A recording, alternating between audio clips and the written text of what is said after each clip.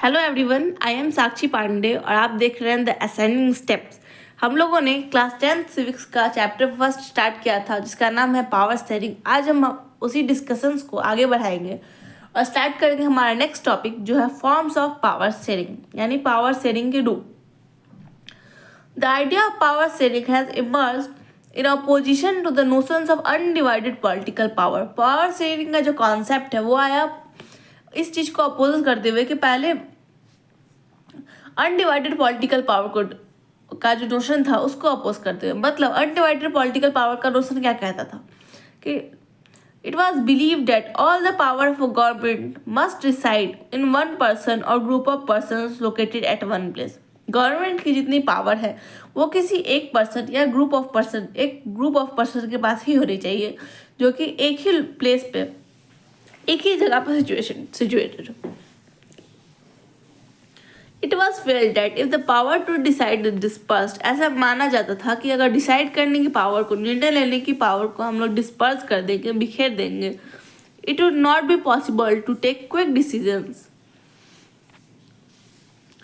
Decisions and to enforce them.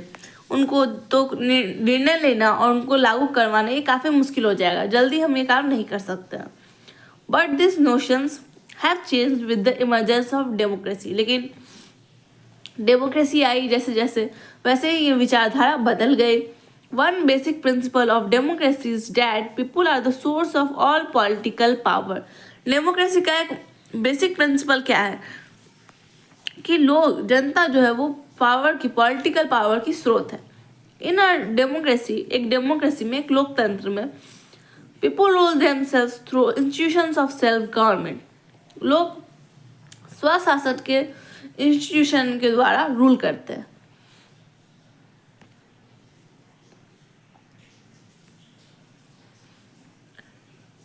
In a good democratic government, due respect is given to diverse groups and views that exist in a society.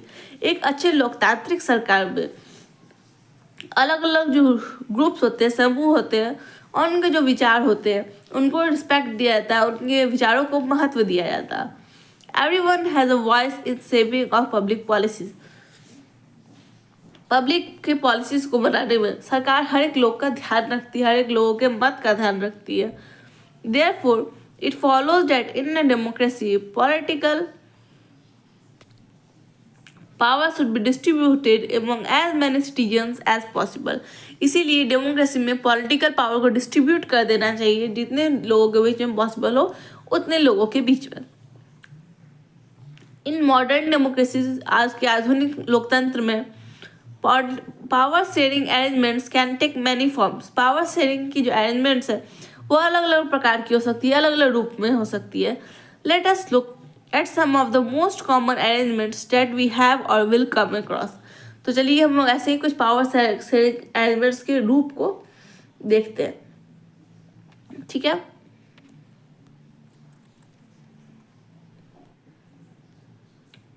Point number 1. Power is shared among different organs of government. Power government की, सरकार की अलग अलग organs, अंगों के बीच में share होते हैं। और 3 अंग कौन कौन से होते हैं सरकार के? लेजिस्लेचर, एग्जीक्यूटिव और जुडिशियरी। लेजिस्लेचर वो बॉडी जो रूल्स को बनाती है, एग्जीक्यूटिव वो बॉडी जो रूल्स को इम्प्लीमेंट करवाती है, जुडिशियरी वो बॉडी जिसके अंदर कोर्ट्स वगैरह आते हैं जो न्याय दिलाते हैं लोगों को। Late us call the horizontal distribution of power. इसको हम लोग क्या कहते हैं? इसको कहते हैं horizontal distribution of power. Horizontal मतलब क्या? ऐसे, ठीक है, एक ही लेवल पर रहते हुए गवर्नमेंट के 3 ऑर्गन्स के बीच में पावर का distribution. Because it allows different organs of government placed at the same level to exercise different powers. Same level पे होने के बाद अलग अलग पावर्स एक्सरसाइज करती है गवर्नमेंट के तीनों ऑर्गन, और इन दोनों के बीच में, तीनों के बीच में पावर का शेयरिंग होता है। इसीलिए इसको क्या कहते हैं? Horizontal distribution of power. Such a separation ensures that none of the organs can exercise unlimited power. ऐसा सेपरेशन किया ही क्यों गया? ऐसा सेपरेशन करने का एक ही मकसद था कि कोई भी एक ऑर्गन अनलिमिटेड पावर को एक्सरसाइज ना कर पाए, अनलिमिटेड पावर का यूज ना कर पाए। हर एक बॉडी की जो पावर है, each organ checks the other, हर एक ऑर्गन एक दूसरे को चेक करता रहे। This results in a balance of power among various institutions। इससे क्या होता है, पावर का बैलेंस बना रहता है। Last year we studied that in a democracy. पिछले साल क्लास 9th में आप लोगों ने पढ़ा होगा डेमोक्रेसी के बारे में। तो आप लोगों ने उसमें पढ़ा होगा कि even though ministers and government officials exercise power. आप लोगों ने उसमें पढ़ा होगा कि जो मिनिस्टर्स होते हैं, मंत्री लोग होते हैं, और गवर्नमेंट के जितने भी ऑफिशियल्स होते हैं उनके पास बहुत सारे पावर होते हैं। बट लेकिन क्या होता है कि they are responsible to the parliament or state assembly. लेकिन वो लोग क्या होते हैं कि पार्लियामेंट और स्टेट असेंबली से बाउंड होते हैं। उन लोगों को जवाब देना पड़ता है कि पार्लियामेंट और स्टेट असेंबलीज में जवाब देना पड़ता है। सिमिलरली दो जजेस आर ऑल दो जजेस आर अपॉइंटेड बाय एग्जीक्यूटिव। जजेस को कौन अपॉइंट करता है, इसी तरह से एग्जीक्यूटिव अपॉइंट करते हैं। They can check the functioning of executive and laws made by the legislature. लेकिन जजेस क्या करते हैं, जजेस का ये काम होता है वो कि वो एग्जीक्यूटिव के फंक्शंस को चेक करें कि एग्जीक्यूटिव ढंग से काम कर रही है या नहीं कर रही है, और यहाँ तक कि लेजिस्लेचर को भी चेक करें। तो आप देख सकते हैं कि कैसे तीनों ऑर्गन एक दूसरे को चेक एंड बैलेंस कर रही है, बार बार एक दूसरे के फंक्शनिंग को चेक कर देगी, कोई भी ऑर्गन अनलिमिटेड पावर का एक्सरसाइज ना कर पाए। This arrangement is called a system of checks and balances. इस अरेंजमेंट को क्या कहते हैं, इस अरेंजमेंट को कहते हैं हम system of checks and balances. ठीक है, तो आपको हॉरिजॉन्टल डिस्ट्रीब्यूशन ऑफ पावर समझ में आ गया कि जब एक ही लेवल पे रहते हुए ऑर्गन्स के बीच में हॉरिजॉन्टली पावर का डिस्ट्रीब्यूशन हो तीनों ऑर्गन के बीच में, तो उसे कहते हैं horizontal distribution of power.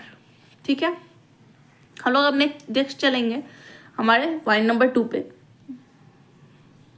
Point number 2 कहता है कि power can be shared among governments at different levels. Power एक अलग अलग लेवल की सरकारों के बीच में भी शेयर हो सकती है।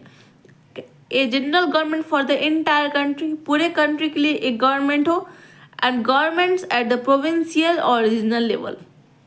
और प्रोविंशियल मतलब प्रांतीय, और रीजनल मतलब क्षेत्रीय लेवल पे अलग अलग सरकारें हो। Such a general government for the entire country is usually called a federal government. ऐसे गवर्नमेंट को हम लोग क्या कहते हैं, फेडरल गवर्नमेंट। फेडरल गवर्नमेंट को आप लोग डिटेल में इसी क्लास में पढ़ेंगे।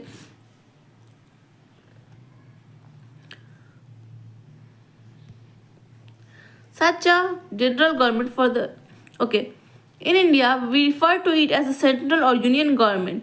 जो सेंटर में जो जनरल गवर्नमेंट है इंटायर कंट्री के लिए, उसको हम लोग क्या कहते हैं, सेंट्रल गवर्नमेंट या फिर union government. The government at the provincial और regional level are called by different names in different countries. लेकिन जो प्रोविंशियल प्रांतीय या क्षेत्रीय लेवल पे जो सरकार होती है उसको हम लोग अलग अलग कंट्रीज में अलग अलग नामों से जाना जाता है। In India we call them state governments। India में हम लोग क्या कहते हैं, उनको स्टेट गवर्नमेंट्स कहते हैं। This system is not followed in all countries. ये जो सिस्टम है फेडरल गवर्नमेंट का, ये सारी कंट्रीज में फॉलो नहीं किया जाता है। There are many countries where there are no provincial or state governments. बहुत सारी ऐसी कंट्रीज भी हैं जहाँ पे कोई भी प्रोविंशियल या फिर स्टेट गवर्नमेंट नहीं है।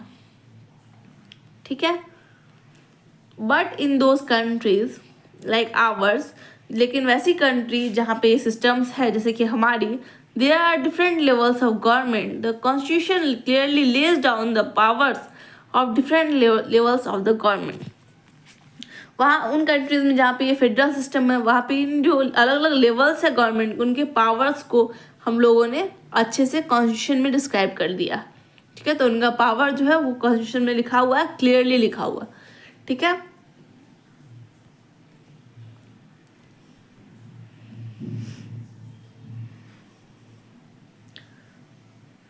This is what they did in Belgium. Belgium में भी यही सिस्टम अपनाया गया था, बट वॉज रिफ्यूज्ड इन श्रीलंका। लेकिन श्रीलंका में ये सिस्टम को रिफ्यूज कर दिया गया था। This is called federal division of power. इसी को क्या कहते हैं हम लोग, फेडरल डिवीजन ऑफ पावर कहते हैं। सेंटर पे गवर्नमेंट हो, उसके बाद प्रोविंशियल गवर्नमेंट हो या फिर रीजनल गवर्नमेंट हो, तो ऐसे डिस्ट्रीब्यूशन को क्या करेंगे हम लोग, federal division of power. Belgium में ये चीज हुआ था, पर श्रीलंका में ये चीज नहीं हुआ था। The same principle can be extended to levels of government lower than the state government। इस लाइन को समझने से पहले अगर आप लोगों को बेल्जियम या श्रीलंका की स्टोरी नहीं पता है तो आप लोग काम कीजिए, आप लोग इससे पहले वाली मेरे वीडियोस जितने हैं उनको देख लीजिए, उसका लिंक मैं अपने डिस्क्रिप्शन बॉक्स में दे दूंगी। उसके बाद अगर आप ये चैप्टर ये टॉपिक पढ़ेंगे तो आपको ये टॉपिक ज़्यादा क्लियर होगा, ठीक है।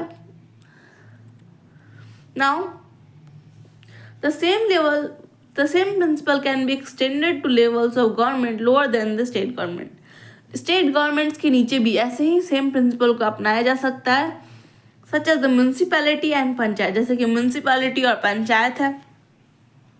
Let us call division of powers involving higher and lower levels of government vertical division of power. ऐसे जो अलग अलग गवर्नमेंट की लेवल्स पे जो डिस्ट्रीब्यूशन होता है पावर का, हायर से लेके लोअर तक, इसको क्या कहते हैं हम लोग, वर्टिकल डिवीजन ऑफ पावर। याद रखने के लिए याद रखिएगा कि वर्टिकल लाइन कैसी होती है, ऐसे सीधा। तो ये वर्टिकल डिवीजन ऑफ पावर, सबसे पहले सेंट्रल गवर्नमेंट, फिर स्टेट गवर्नमेंट, फिर उनके नीचे की गवर्नमेंट। और हॉरिजॉन्टल लाइन हम लोग कैसे खींचते हैं, ऐसे। तो सेम लेवल पे जितने भी ऑर्गन्स होते हैं वो ये जो पावर एक्सरसाइज करेंगे उसको कहते हैं हॉरिजॉन्टल डिस्ट्रीब्यूशन। तो अभी तक हम लोगों ने दो डिस्ट्रीब्यूशन ऑफ पावर समझा, हॉरिजॉन्टल डिस्ट्रीब्यूशन ऑफ पावर और vertical distribution of power. We shall study this at some length in the next chapter. हम लोग नेक्स्ट चैप्टर में इस फेडरल डिवीजन को, वर्टिकल डिवीजन ऑफ पावर को अच्छे से समझेंगे। अब हम चलते हैं पॉइंट नंबर 3 पे, जो कहता है कि पावर में also be shared among different social groups. अलग अलग सामाजिक ग्रुप के बीच में भी पावर शेयरिंग हो सकता है, जैसे कि रिलीजियस और लिंग्विस्टिक ग्रुप्स, जैसे कि धर्म के आधार पर बना हुआ कोई ग्रुप हो उसके बीच में, या फिर जो कोई भी भाषा के आधार पर बना हुआ कोई ग्रुप हो, समूह हो, उनके बीच में। Community government in Belgium is a good example of this arrangement. Belgium की जो कम्युनिटी गवर्नमेंट थी, आप लोगों ने देखा होगा, अगर आप लोगों ने मेरा पहले वाला वीडियो देखा होगा तो वहाँ पे मैंने आप लोगों को बताया है कि बेल्जियम में एक नई टाइप की गवर्नमेंट इंश्योर की गई थी जिसका नाम था कम्युनिटी गवर्नमेंट। कम्युनिटी गवर्नमेंट एक ऐसा ही एग्जाम्पल है इसी टाइप के अरेंजमेंट का। और कम्युनिटी गवर्नमेंट लैंग्वेज की बेसिस पे थी, तो ये लिंग्विस्टिक ग्रुप थी। Okay, in some countries there are constitutional and legal arrangements where by socially weaker sections and women are represented in the legislature and administration। कुछ countries में क्या होता है कि संविधान में ऐसा अरेंजमेंट कर दिया जाता है जिससे सोशली वीकर सेक्शंस को, समाज में जो वीकर सेक्शंस होते हैं और वुमेन जो होती है उनको रिप्रेजेंटेशन देने के लिए लेजिस्लेचर में और एडमिनिस्ट्रेशन में, ठीक है, कुछ अरेंजमेंट्स किए जाते हैं। कॉन्स्टिट्यूशन में इन अरेंजमेंट्स का जिक्र होता है। वो अरेंजमेंट क्या है, तो वो अरेंजमेंट है reservation. Last year we studied the system of reserve constituencies. हम लोगों ने पिछले साल, आप लोगों ने पिछले साल पढ़ा होगा रिजर्व कॉन्स्टिट्यूएंसीज के बारे में in assemblies and the parliament of our country, जो कि असेंबली और पार्लियामेंट में होती है। This type of arrangement is meant to give space in the government and administration to diverse. ऐसे अरेंजमेंट्स क्यों की जाती है, ताकि अलग अलग जो ग्रुप्स है, डाइवर्स ग्रुप्स है, और अदरवाइज उनको एक एडमिनिस्ट्रेशन में एक जगह मिल सके, एक वो एलिनेटेड ना फील कर। वही चीज़ यहाँ लिखी हुई है, who otherwise would feel alienated from the government.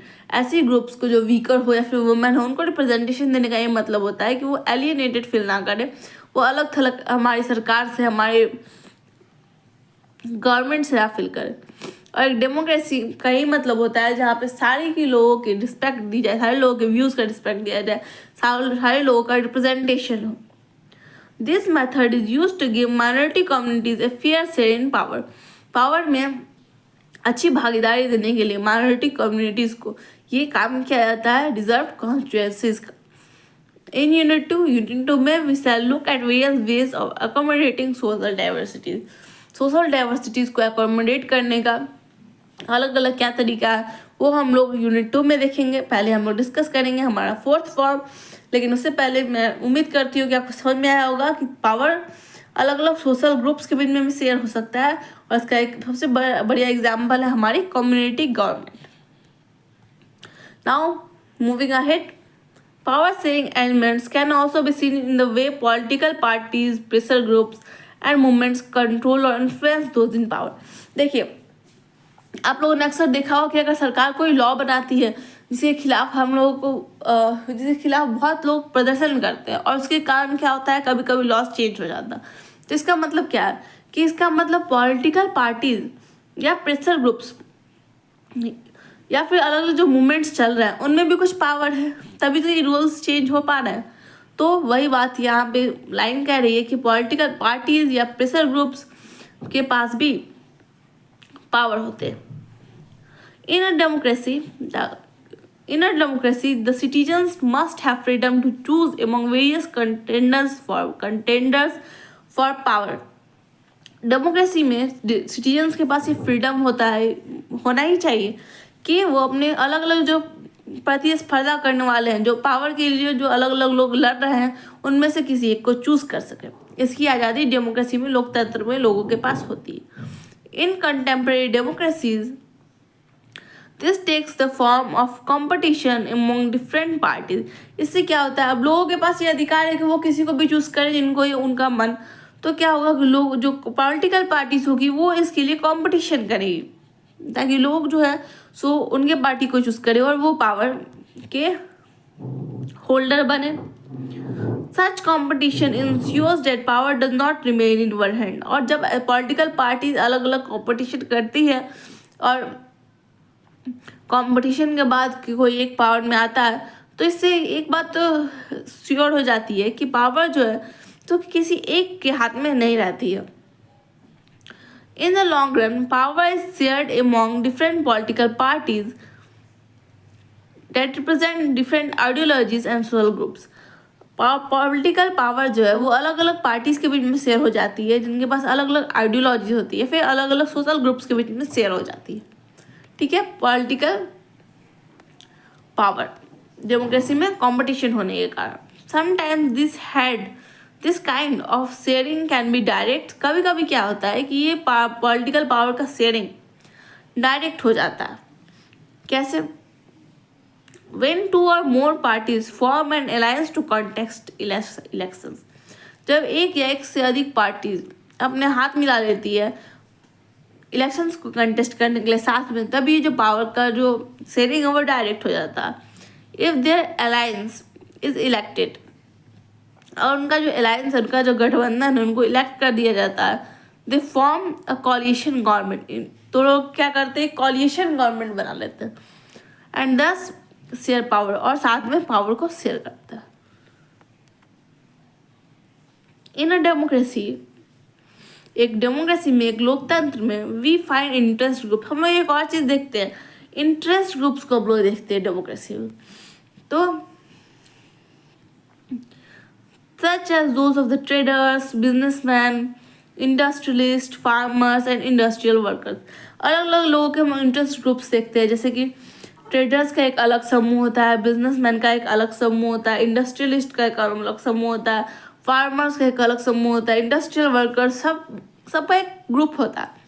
They also will have a share in governmental power either through participation in government committees और bringing influence on the decision making process. लोग जो है ये लोग भी गवर्नमेंटल पावर में अपना share, मतलब इन लोग के साथ भी पावर शेयरिंग होते हैं। कैसे कि गवर्नमेंट कभी कभी आप लोग देखते होंगे कोई कमेटी बनती है किसी चीज़ के लिए, तो सपोज कोई लॉ बनाना है और उसके लिए कोई कमेटी बनी है, तो इस जो इंटरेस्ट ग्रुप होता है, इंटरेस्ट ग्रुप्स में से भी लोगों को सेलेक्ट किया जाता है। तो इस तरह से ये लोग पावर शेयर करते हैं, या फिर ये लोग धरना वगैरह देके डिसीजन मेकिंग प्रोसेस पे अपना इफेक्ट डालते हैं। In unit 3 we shall study the working of political parties. Unit 3 में हम लोग पॉलिटिकल पार्टीज के को डिटेल में पढ़ेंगे। यूनिट 2 में हम लोग क्या पढ़ेंगे, फेडरल गवर्नमेंट के बारे में पढ़ेंगे, और यूनिट 3 में हम लोग पॉलिटिकल पार्टीज के बारे में पढ़ेंगे। आप लोग का चैप्टर इसी के साथ खत्म हुआ। फॉर्म्स ऑफ पावर शेयरिंग हम लोगों ने देखा। अगर आपको कोई वीडियो अच्छा लगा हो तो लाइक कीजिए, शेयर कीजिए और सब्सक्राइब कीजिए। कमेंट भी कीजिए अगर आपको कोई भी प्रॉब्लम हो या फिर वीडियो कैसा लगा इसके बारे में अगर आप लिखना चाहते हो तो कमेंट कीजिए। तब तक के लिए थैंक यू वेरी मच, धन्यवाद।